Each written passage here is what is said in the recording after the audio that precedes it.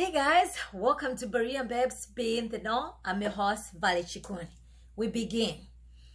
Pastor T.D. Hughes of Third Baptist Church in Chicago. He was preaching. He pretty much said vital things from the pulpit. Out of the heart, out of the abundance of the heart, the mouth speaks. He was basically saying that white people like to be like black women, because black women, they have big lips. So white women, they go get themselves plastic surgery so they can look like black women.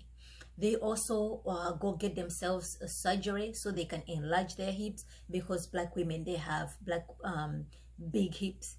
And he kept saying like, oh, implying that white women are jealous of black women because God blessed them in that particular way. He was saying this in a pulpit, and people in the church were pretty much amening and clapping to this. This is evil of the highest order. I urge T.D. Hughes, Pastor T.D. Hughes, he needs to repent. He needs to apologize. You have offended all women, not just white women. You've also offended black women. How can you feel if somebody was saying those things to your loved ones? Would you like somebody to say those things to your wife or to your daughter, to your aunt, to your nieces? Absolutely not. Then why would you think that it is okay for you to say those things from the pulpit? It is wrong. Very, very wrong. So I hope the people who are inside this Third Baptist Church are going to pretty much demand this guy apologize. I hope to see this apology soon rather than later. Very, very shameful, very embarrassing for somebody who names the name of Christ to be saying these things from the pulpit, of all the places for that matter. Very shameful, very shameful. Moving on, we have the SBC. The SBC, they have now finally hired an attorney to represent a firm, basically to present the SBC. They had one before, but they parted ways because they had decided to urge their executive members to get rid of attorney-client privilege. So as a result, most people quit their jobs who were in the executive inside the SBC. And the law firm that they had for years decided just to part ways with the SBC because they could not represent them in good conscience if people have waived their attorney-client privilege. So you have a right to attorney-client privilege. That's the last thing that you want to do, to waive that thing. So now they've had a new law firm. It's Bradley Law Firm. But this law firm also represented, pretty much sponsored the Gay Pride Month in Nashville, Tennessee last June. Not only that, on their site, they're not hiding. They support the LGBTQ agenda. They actually promote diversity within their law firm to hire people who are qualified inside the LGBTQ++. This law firm, they can do as they please. That's their law firm. They have a right to do that. But do you guys think it is a wise thing for SBC, of all the law firms that are out there, that you're going to actually go and hire attorneys who are pretty much pro-LGBTQ to be representing the SBC in the cases that have to do with sexual abuse? I don't know. I would like to know what your thoughts are. Moving on, the SBC. I hope you're sitting down for this one. Not a joke. Sunday, February 27th. The ERLC, which is also an entity of the SBC, have declared that it's going to be a racial reconciliation Sunday. They've issued out a bulletin that has pretty much all the SBC. So come Sunday, they're expecting the SBC pastors to preach on reconciliation. According to Lyman Williams, he's a director of discipleship at the Redemption Church in Tennessee, and he's also a student at Southeastern Baptist Theological Seminary. and he's pretty much writing for the ERLC. So this is the ERLC who are decided to do this. So not long ago there was a reconciliation conference that was going on, and Ed Litton was on the one of the guests. So I personally am not surprised. A week later or so, we have racial reconciliation Sunday. They are calling for people to pray, to fast. Especially, you're going to be praying for the injustices that are going on in America, and you're also going to be praying for racism in America, and they want reconciliation. And they actually had the audacity to pretty much quote Ephesians 2:14. If they believe Ephesians 2:14, Christ has already reconciled us, then what exactly is Reconciliation Sunday? I have no idea. Ladies and gentlemen, we have been, if you are in Christ, you have been reconciled by the blood through his cross. The reconciliation these guys are talking about, it's not like, oh, you've wronged your brother, you can go and reconcile with your brother. That's not what they're talking about, ladies and gentlemen. Make no mistake about it. This is the wokeness that has invaded the SBC. Now they're not hiding about it anymore. That's why people have left SBC. So many churches have left, because they keep going, things that keep getting worse and worse and worse. Now, they actually issued a prayer. So part of the prayer is you need to have a rhythm. That rhythm strikes me in New Age stuff. They say you cannot just, you need to, have a rhythm, start having this conversation inside your family.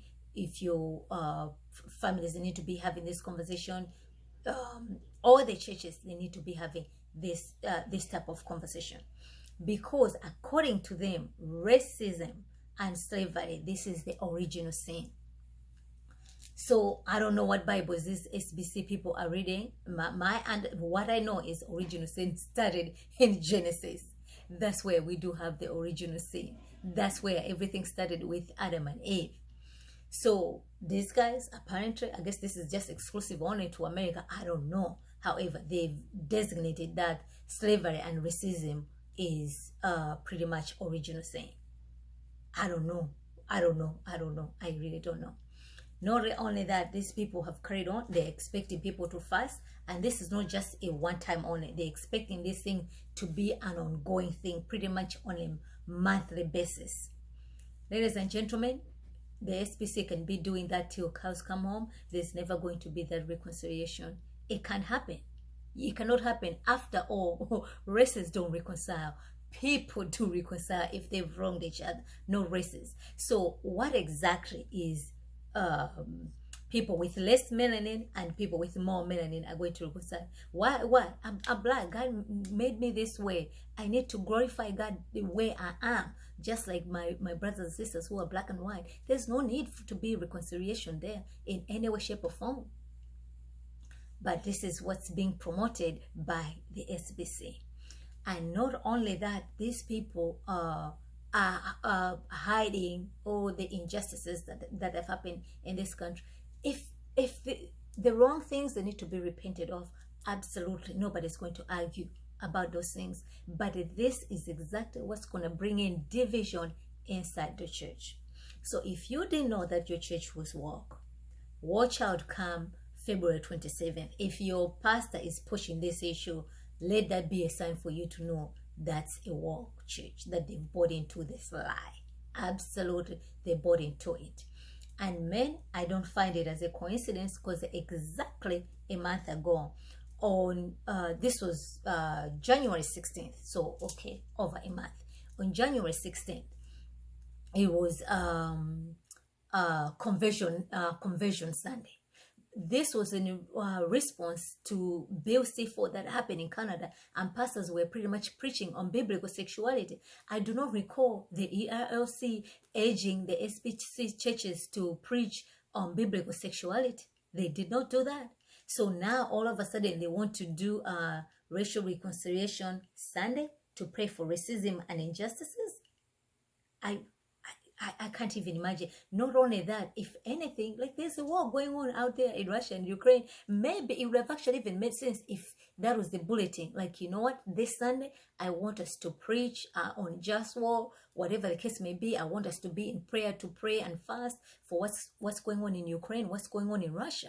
I don't think anybody would, I think that would have actually a good thing for them to do.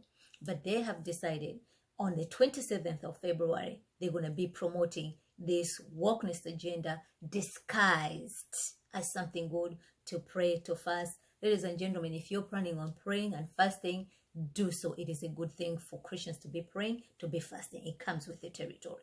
But you're not going to be doing it in the name of quote-unquote reconciliation, praying for injustices. It's not coming from there. They are using the biblical terminology of justice, of prayer, of fasting, but it doesn't have the same meaning that you would think. It does not. They might say it does, but no, it does not. If you just even look at this gentleman's website, Lehman Williams of Redemption City in Franklin, Tennessee, you can read and you can write. You can be informed in that way. Lastly, I encourage you guys to check out Sick Things Above TV. We covered about RZIM, but in a nutshell, RZIM hired some a law firm to investigate what Ravi did, and the report is public. But this time around, they hired Guidepost to investigate the organization, to see what were things they did wrong, the missteps, so so they can reform their organization. So what the Guidepost has found, even though RZIM says they do not agree with everything that Guidepost is saying, according to Guidepost, they say that they had a tough time to get information from the RZIM because RZIM was not forthcoming with the information. They had to pretty much dig deeper to be specific, whatever they were asking. So whatever you make out of it, that's what Guidepost is saying. Not only that, RZIM did say that they never paid the legal fees of Ravi Zacharias. Apparently, that is not true. RZIM paid the legal fees of Ravi Zacharias to the tune of $1 million. So the money that the donors were sending, they ended up with paying for Ravi Zacharias' legal fees. According to RZIM, everything was counted for. But whether it was counted for or not, RZIM said that they never paid for anything. So you can now find out that they ended up paying for some stuff. So it's very disappointing with these things that have happened. Of course, Ravi is not here to make his case, but as far as the organization is concerned, they agree with some of the things. They don't agree with certain things. You make that whatever you want to make it to. But we covered it in depth on Sick Things Above. I encourage you guys to check it out. That's all I had for you guys today. I hope you find this to be informative to you. Be sure to subscribe and follow me on all social media platforms at Bereans Babes. Until next time, remember to be in the know.